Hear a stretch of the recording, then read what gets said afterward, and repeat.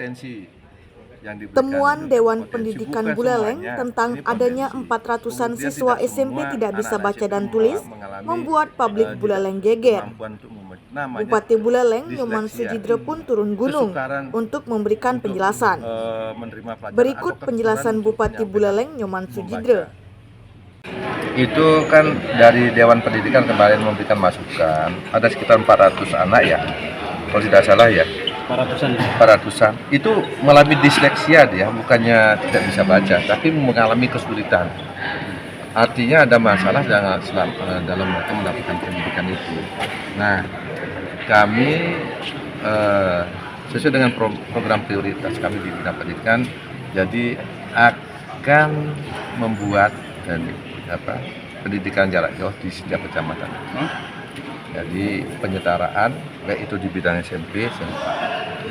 Jadi kami ingin melihat juga bahwa yang misalkan seperti yang disampaikan itu kita akan data kembali, kemudian kita akan adakan penyetaraan. Itu faktor penyebabnya apa itu? Disleksia.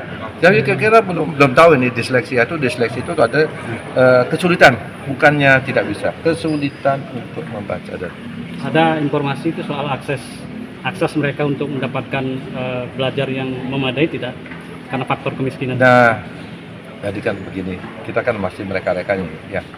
Apakah mereka itu tidak mampu, tidak tahu, kemudian tidak mau, kayak gitu ya. Jadi ada yang anak-anak tidak mau. Ini yang PR berat kita. Kenapa? Sudah diajak kerja sama orang tuanya keluar daerah. Itu yang kesulitan kami itu. Atau dinas pendidikan gagal dalam hal ini? Kenapa? Dinas pendidikan gagal enggak ini? Kok gagal dibilang gagal sih? Ya orang tak bisa baca kan dinas pendidikan tanggung jawab. Ya. Jadi gini, boleh dibilang tidak gagal. Itu tidak semua. Tidak semua. Ada siswa ini dan kecenderungan untuk mengalami disleksia. Jadi disleksia ini kami kan ingin dapatkan datanya. Seberapa sih sebenarnya? Ada dana, ada potensi 400 anak ini untuk putus sekolah. Yang itu yang kita akan garap.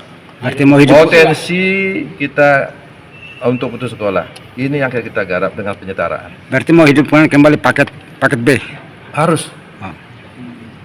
Itu program kami nanti untuk penyetaraan baik itu di tingkat SMP, SMA. Supaya mereka dapat mendapat pemerataan dalam bidang pendidikan. Ini salah satu program di bidang pendidikan dan SDM kita.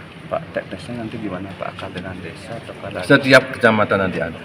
Jadi ada ini, kita ada skema untuk itu.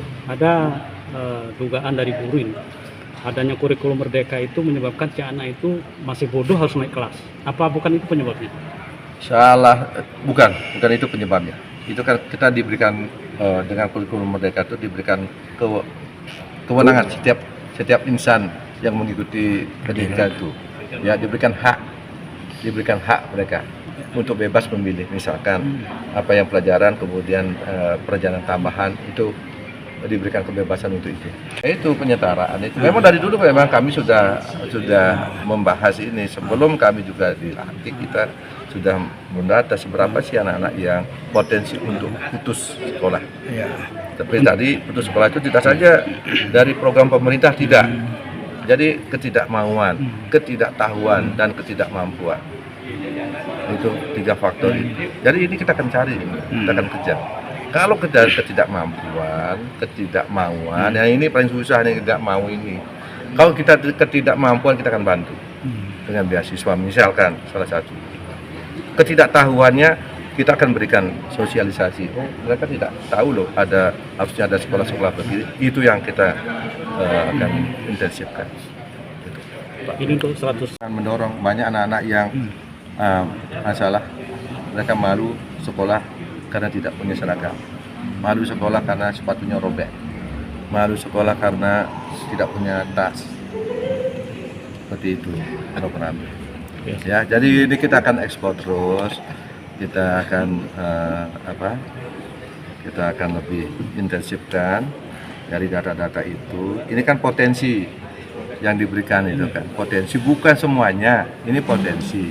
Kemudian tidak semua anak-anak SMP itu mengalami tidak kemampuan untuk membaca. Namanya disleksia, kesukaran untuk menerima pelajaran atau kesukaran untuk menyampaikan membaca. Ini literasi itu yang diberikan. Itu